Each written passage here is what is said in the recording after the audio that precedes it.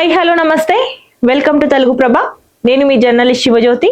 So ఈరోజు మనం తెలుగు ప్రభ news పేపర్లోని ముఖ్యాంశాలు చూసుకున్నట్టయితే, నన్ను ఆపొచ్చు కానీ తెలంగాణ రైజింగ్ ను ఆపలేరు అంటూ కూడా మీడియాతో సీఎం రేవంత్ రెడ్డి వ్యాఖ్యానించారు.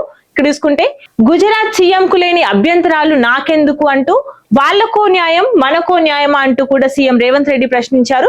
సో మోడీ నిర్ణయంతో 4 కోట్ల మంది తెలంగాణ ప్రజలకు అవమానం జరిగింది అంటూ కూడా తను వ్యాఖ్యానించారు. పిఎం పాక్ వెళ్ళొచ్చు, మేం అమెరికా వెళ్ళకూడదా అంటూ తను ప్రశ్నించారు.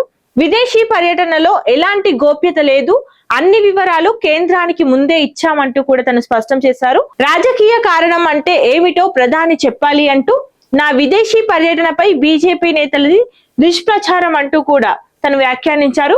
కొండా సురేఖ వ్యవహారం క్రమశిక్షణ కమిటీ చూసుకుంటుంది అంటూ కూడా తను తేల్చి చెప్పారు. చూసుకుంటే వచ్చే నెల 7 నుంచి అసెంబ్లీ సమావేశాలు, నియోజకవర్గాల అభివృద్ధిపై ఫోకస్ పెట్టాలి అంటూ పెండింగ్ భూసేకరణను వేగంగా పూర్తి చేయాలి అంటూ కూడా తను చెప్పారు. సో ఇక్కడ చూసుకుంటే నిర్లక్ష్యం చేస్తే ప్రాజెక్టులు ఎప్పటికీ పూర్తి కావు, భూసేకరణ R&R ఫారెస్ట్ క్లియరెన్స్ లకు తక్షణమే నిధులు విడుదల చేయాలి అంటూ కూడా ప్రజా ప్రతినిధులతో సమీక్షలో సీఎం రేవంత్ రెడ్డి తెలిపారు. ఇక్కడ చూసుకుంటే 1-2 రోజుల్లో గౌరవంగా తప్పుకోండి అంటూ కూడా కొండా సురేఖకు ఇక్కడ ఓ సీనియర్ మంత్రి ద్వారా సురేఖకు సమాచారం వచ్చినట్టు తెలుస్తుంది. కొండా సురేఖకు హైకమాండ్ పరోక్ష ఆదేశాలు జారీ చేసింది. సో సుష్మిత వ్యాఖ్యలపై ఏఐసిసి సీరియస్ అయినట్టు కూడా మనకు తెలుస్తుంది. చూసుకుంటే అటవీ శాఖలో డిప్యూటేషన్లు రద్దు, మంత్రి కొండా సురేఖకు తెలియకుండానే జీవో జారీ. చూసుకుంటే అలర్ట్ గా ఉండాలి, ఓటర్ గ్రామ వార్డు సభలపై అప్రమత్తత అవసరం అంటూ కూడా టీపీసీసీ చీఫ్ మహేష్ కుమార్ గౌడ్ తెలిపారు. సో 27న ప్రతి బూత్ లో 100% సభలు నిర్వహించాలి అంటూ ప్రతి అర్హత కలిగిన ఓటర్ను పరిశీలించాల్సిందే అంటూ కూడా జూమ్ మీటింగ్ లో కాంగ్రెస్ నేతలకు మహేష్ కుమార్ గౌడ్ దిశానిర్దేశం చేశారు. ఓట్ల తొలగింపు కుట్ర జరుగుతోంది అంటూ కూడా మీనాక్షి నటరాజన్ వ్యాఖ్యానించారు. పాలిటెక్నిక్ విద్యపై హై లెవెల్ కమిటీ, ఏదైతే తెలంగాణలోని పాలిటెక్నిక్ కళాశాలలు ఉన్నాయో వాటన్నిటిని కూడా యంగ్ ఇండియా స్కిల్ యూనివర్సిటీలో మర్జ్ చేస్తామంటూ కూడా సీఎం రేవంత్ రెడ్డి తీసుకొచ్చిన జీవో 67 పై కొత్త కమిటీ ఏర్పాటు చేసినట్టు తెలుస్తుంది. చైర్మన్ గా కేశవరావు, మరో 6 సభ్యులు ఉన్నట్టు తెలుస్తుంది. సో విద్యార్థులు ఉద్యోగుల ప్రయోజనాల పరిరక్షణపై ఫోకస్ పెట్టనున్నారు. 30 రోజుల్లో ప్రభుత్వానికి సిఫారసులు అందించనున్నారు. చూసుకుంటే బకాయిలు చెల్లించకుంటే భారీ ఉద్యమమే అంటూ కూడా బీజేపీ రాష్ట్ర అధ్యక్షుడు రామచంద్రరావు తెలిపారు. సో 15,000 కోట్ల ఫీజు రీఎంబర్స్మెంట్ విడుదలకు తను డిమాండ్ చేశారు. ఫీజుల బకాయి బీజేపీ లడాయి పేరుతో నిరాహార దీక్షకు కూర్చున్నారు. సో భారీగా మద్దతు లభించింది. పార్టీ ప్రజాప్రతినిధులతో పాటు యువత సంఘీభావం తెలిపింది. ఇక్కడ చూసుకుంటే సింగరేణిని లాభాల్లో నడిపిద్దామంటూ కూడా బొగ్గుకే పరిమితం కాకుండా బంగారం, లిథియం మైనింగ్ లోకి సంస్థ వెళ్ళాలి అంటూ ఉప ముఖ్యమంత్రి బట్టి విక్రమార్క చెప్పారు. సో బట్టి నాయకత్వంలో సింగరేణి మరింత బలోపేతం అవుతుంది అంటూ కూడా మంత్రి ఉత్తమ్ కుమార్ రెడ్డి వ్యాఖ్యానించారు.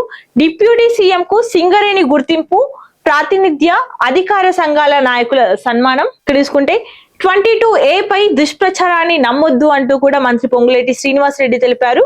సో భూ అక్రమార్కులపై క్రిమినల్ కేసులు, దరఖాస్తులను ఫాస్ట్ ట్రాక్ లో పరిష్కరించాం, 98% రిజిస్ట్రేషన్లు పూర్తయ్యాయి అంటూ తను చెప్పారు. సో ఇక్కడ నకిలీ జీవోలు, బోగస్ మెమోలు, ఫేక్ సర్టిఫికేట్లతో దందాలు జరుగుతున్నాయి అంటూ తను వ్యాఖ్యానించారు. ప్రతిపక్షం కోరితే CS7, CS14 పై సిట్ వేయనున్నట్టు కూడా రెవెన్యూ శాఖ మంత్రి పొంగులేటి శ్రీనివాస్ రెడ్డి స్పష్టం చేశారు. ఇక్కడ చూసుకుంటే నోటిఫికేషన్లు జాబ్స్ కు నిల్, లిక్కర్ కు ఫుల్ అంటూ కూడా ఇక్కడ ప్రభుత్వంపై మాజీ మంత్రి హరీష్ రావు ఫైర్ అయ్యారు. యువత భవిష్యత్తు కంటే మద్యం పైనే శ్రద్ధ వహిస్తుంది కాంగ్రెస్ ప్రభుత్వం అంటూ ఎన్నికల హామీలకు రేవంత్ రెడ్డి మంగళం పాడారు అంటూ కూడా తను వ్యాఖ్యానించారు. ఇక్కడ చూసుకుంటే రామగుండంలో NIA సోదాలు, దంత వైద్యుడి ఇంట్లో తనిఖీలు, ఇంజనీరింగ్ విద్యార్థి ల్యాప్టాప్, ఫోన్లు స్వాధీనం చేసుకున్నట్టు తెలుస్తుంది.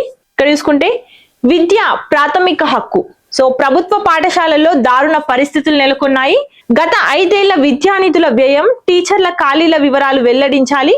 సో అన్ని రాష్ట్రాల విద్యాశాఖ మంత్రులకు అభిజిత్ దీప్కే బహిరంగ లేఖ రాసినట్టు కూడా తెలుస్తుంది. ఇక్కడ చూసుకుంటే అల్పపీడన ప్రభావం, 2 రోజుల పాటు వర్షాలు కురవనున్నాయి, వాతావరణ శాఖ ఈ విషయాన్ని వెల్లడించింది. సో ఉత్తర ఈశాన్య జిల్లాలకు ఎల్లో అలర్ట్ కూడా జారీ చేసింది.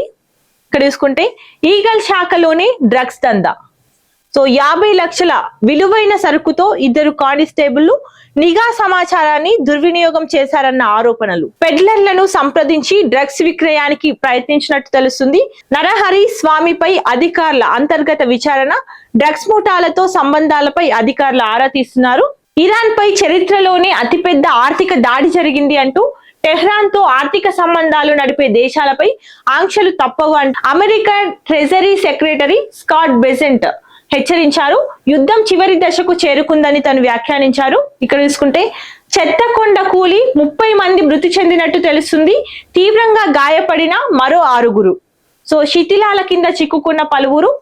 ఇది గినియా రాజధానిలో ఘోర విషాదం చోటు చేసుకుంది. 5 పిల్లలను కోల్పోయిన తల్లులు. ఇక్కడ చూసుకుంటే కృష్ణా జలాలపై మళ్లీ పంచాయతీ. తాగునీటి వాటాలో 50-50కి తెలంగాణ పట్టు. ఏపీకి 47 టీఎంసీల కేటాయింపుపై రేవంత్ సర్కార్ అభ్యంతరం వ్యక్తం చేసింది. పోతిరెడ్డిపాడు నుంచి ఇప్పటికే 10 టీఎంసీల వినియోగంపై కేఆర్ఎంబీకి ఫిర్యాదు చేసినట్టు తెలుస్తుంది. సెప్టెంబర్ 4న మళ్లీ త్రిసభ్య కమిటీ భేటీ కానున్నట్టు కూడా సమాచారం. సో ఇక్కడ చూసుకుంటే 40 ఏళ్లలో ఎన్నడూ లేనంత నిరుద్యోగం. ఉద్యోగాల లేమితో యువతలో అసంతృప్తి. కాంగ్రెస్ ఎంపీ ప్రియాంక గాంధీ వ్యాఖ్యానించారు. ఏటా 2 కోట్ల ఉద్యోగాల కల్పన ఏమైంది అంటూ కూడా ఖర్గే ప్రశ్నించారు. ఇక్కడ రన్నింగ్ కమెంటరీ చూసుకున్నట్టయితే కీలక బిల్లులపై కేంద్రం పట్టు. వర్షాకాల సమావేశాల్లోనే ప్రవేశపెట్టు. 2/3 మెజార్టీ కోసం అమిత్ షా పావులు. రాజకీయ చదరంగంలో ఎవరవుతారో పావులు. సో ఇవ్వండి ఈరోజు తెలుగు ప్రభ న్యూస్ పేపర్ లోని ముఖ్యాంశాలు. మరిన్ని అప్డేట్స్ కోసం చూస్తూనే ఉండండి తెలుగు ప్రభ.